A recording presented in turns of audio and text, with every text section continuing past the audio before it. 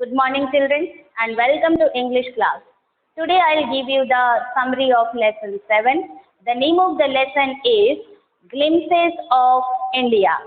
Children, this lesson contains 3 stories. Today I'll give you the summary of part 1, that is A Baker from Goa, written by Lucio Rodriguez. In this chapter, author tells us about his elders, about his childhood and about the bakery products. Author कहते हैं कि आज भी उनके जो elders हैं Portuguese के ज़माने को याद करके बहुत खुश होते हैं। वे कहते हैं पोर्टुगीज तो चले गए लेकिन आज भी गोवा के हर एक गांव में बेकर का होना बहुत ज़रूरी माना जाता है। क्यों? क्योंकि गोवा में किसी भी प्रकार का आयोजन हो, चाहे वो मैरिज सेरेमनी हो, चाहे कोई फेस्टिवल का सेलिब्रेशन हो या फिर किसी भी प्रकार का फीस्ट का आयोजन, इन सभी आयोजनों में बेकरी प्रोडक्ट्स का होना बहुत बहुत ज़रूरी है। इसलिए the bakers are the essential part of the society because bakery के जो प्रोडक्ट्स बनाते हैं वो बेकर्स ही बनाते हैं।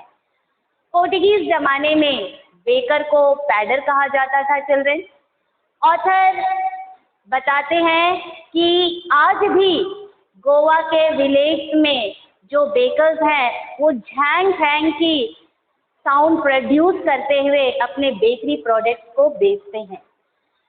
वो बताते हैं कि जब वे छोटे थे और जब ये झैंग झैंग की आवाज़ सुना करते थे तो वे ही नहीं बल्कि घर के तमाम जो बच्चे थे वे सोते रहते थे लेकिन इस आवाज़ को सुन करके उठ जाते थे। ऐसा क्यों करते थे चिल्ड्रन?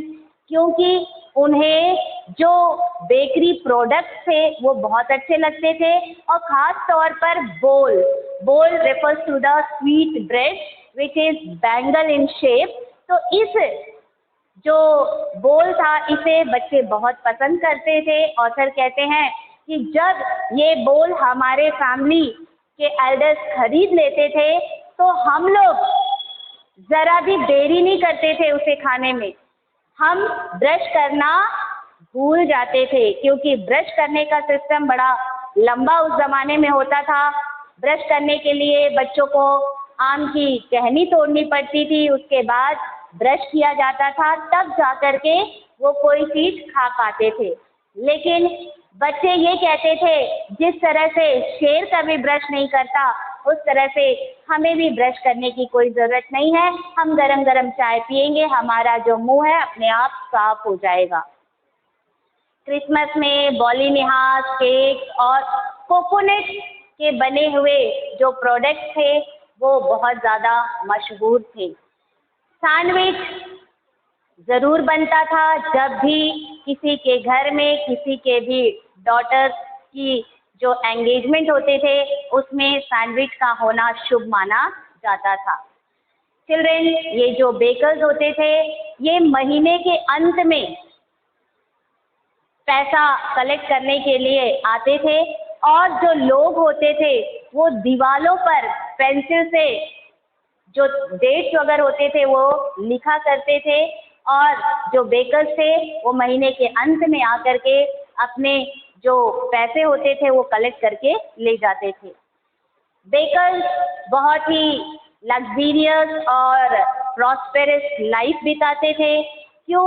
क्योंकि उनके जो बेकरी प्रोडक्ट्स थे उनसे उन्हें हमेशा प्रॉफिट ही प्रॉफिट मिलता था। वे या उनके घर के कोई भी सदस्य कभी स्टार्व नहीं करते थे, कभी भूखे नहीं रहते थे। चिल्ड्रन, ऑथर बताते हैं कि पोर्टुगीज के ज़माने में जो बेकर्स थे वो एक अलग सा गारमेंट पहनते थे चिल्ड्रन, जिसे कबई कहा जाता था। और वो बताते हैं कि हमारे चाइल्डहुड में जो बेकर्स होते थे वो 2 पीस पहनते थे, ऊपर टी शर्ट और नीचे का जो लोअर होता था वो घुटने से थोड़ा बड़ा होता था। जो फिजिकल अपीयरेंस थी बेकर्स की, वो कैसी थी? वो बहुत ही मोटे होते थे और जिससे ये अंदाज़ा लगा दिया जाता था कि इनकी लाइफ बहुत ही लग्जीरियस है, ये बहुत ही प्रॉस्पेरस लाइफ बिता रहे हैं। तो इस पूरे लेसन में बेकरी प्रोडक्ट्स के बारे में बताया गया है और बेकरी प्रोडक्ट्स के कारण ही जो वहाँ के गोवा के जो बेकर्स हैं वो बहुत ज़्यादा प्रॉफिट कमा रहे हैं। So this is all about the lesson. Hope the lesson is very clear to you. We'll meet with some other topic in the next class. Till then, keep revising the course and stay safe. Thank you.